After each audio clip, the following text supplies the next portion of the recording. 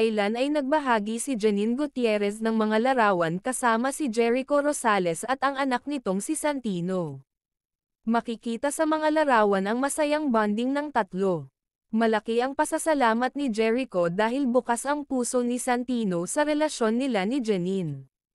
Magkasundo umano si Janine at si Santino, at madalas silang nagkakasama sa mga family activities. Ayon sa isang source, lalong tumibe ang relasyon ni Jericho at Janine nitong mga nakaraang buwan. Ibinunyag ng naturang source na nag-propose na raw si Jericho kay Janine.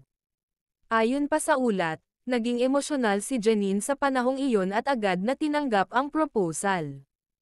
Hindi pa kumpirmado kung totoo ang balitang ito, ngunit marami ang natuwa sa posibilidad. Wala pang pahayag mula kina Jericho at Janine tungkol sa nasabing proposal. Patuloy na hinihintay ng kanilang mga tagahanga ang kumpirmasyon mula mismo sa kanila.